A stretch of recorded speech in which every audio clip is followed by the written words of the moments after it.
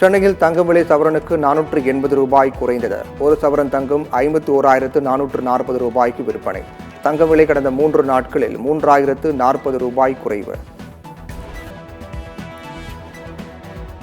கட்டட அனுமதி பெறும் திட்டத்தில் தவறான தகவல் தந்தால் கிரிமினல் நடவடிக்கை எடுக்கப்படும். தமிழ்நாடு ஒருங்கிணைந்த வளர்ச்சி மற்றும் கட்டட விதிகளில் திருத்தம் செய்யப்பட்டு அரசு இதழில் வெளியீடு.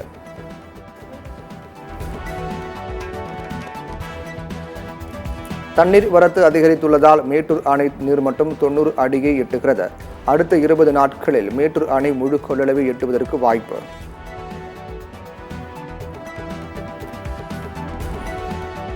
தனியார் பல்கலைக்கழகங்களில் கணக்கு காட்டுவதற்காக முறைகேடாக பேராசிரியர்கள் பதிவு. விளக்கம் கேட்டு அண்ணா பல்கலைக்கழகத்திற்கு governor RN Ravi notice. Chennai உள்ளிட்ட பல்வேறு மாவட்டங்களில் டெங்கு உள்ளிட்ட காய்ச்சல் பரவலை தடுக்க நடவடிக்கை. மருத்துவமனைகளில் தேவையான அளவு மருந்துகள் இருப்பு வைக்கப்பட்டுள்ளதாக அமைச்சர் மா சுப்பிரமணியன் பேட்டி. கள்ளக்குறிச்சி கருணாபுரத்தில் விஷசாராயம் குடித்து 67 பேர் உயிரிழந்த சம்பவம் எதிரொலி. வடக்கு மண்டலத்தில் 466 கள்ளச்சாராய வியாபாரிகளின் வங்கிக் கணக்குகள் முடக்கம். கள்ளக்குறிச்சி விஷசாராய் வழக்கில் கைது செய்யப்பட்ட 11 முக்கிய நபர்கள் மீது குண்டர் சட்டம் பாய்கிறது. குண்டர் சட்டத்தில் கைது செய்ய சிபிசிஐடி போலீசார் திட்டம்.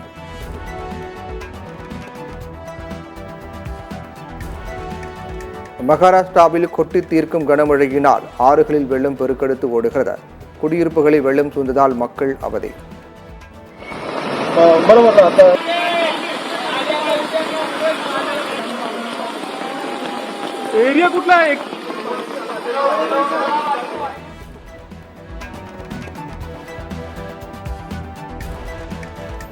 நாடாளுமன்ற தேர்தல் முடிவு குறித்து அதிமுக பொதுச் செயலர் எடப்பாடி பழனிசாமி 2வது நாளாக ஆலோசனை.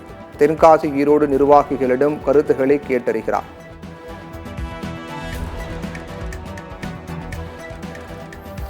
ரவுடி சம்போ செந்திலின் நண்பரும் வழக்கறிஞருமான சிவகுருநாதன் மீது மேலும் ஒரு வழக்கு பதிவு.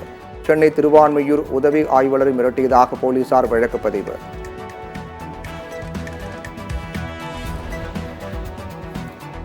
பவானிசாகர் அணைக்கு நீர்வரத்து அதிகரிப்பு. வினாடிக்கு 4,702 கனஅடியில் இருந்து 5,971 கனஅடியாக உயர்வு. ஒகேனக்கல் காவிரி ஆற்றில் நீர்வரத்து வினாடிக்கு 30,000 கனஅடியாக அதிகரிப்பு. பரிசில் இயக்க விதிக்கப்பட்ட தடை 10வது நாளாக நீடிக்கிறது.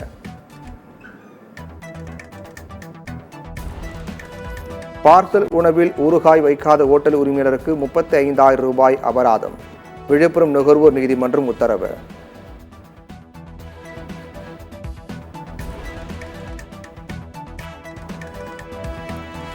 நூறு கோடி நில அபகரிப்பு விவகாரத்தில் அதிமுக முன்னாள் அமைச்சர் எம் விஜயபாஸ்கருக்கு உதவியாக கைது செய்யப்பட்ட காவல் ஆய்வாளர் பிருத்திவிராஜை காவலில் எடுத்து விசாரிக்க சிபிசிஐடி போலீசார் திட்டம். ஈரோட்டில் சாலையில் கொட்டி கிடந்த ஜல்லிக்கற்களால் போக்குவரத்து பாதிப்பு. துடைப்பும் மண்வெட்டியை கொண்டு சாலை சுத்தம் செய்து போக்குவரத்தை சீர் செய்த போலீசார்.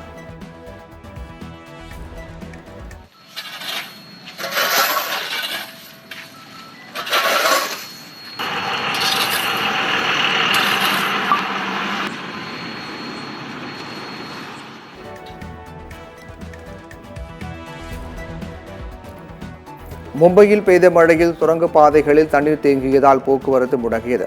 மகாராஷ்டிராவில் அடுத்த 7 மணி நேரத்திற்கு சூறை காற்றுடன் மழை பெய்யும் என வானிலை மையம் எச்சரிக்கை.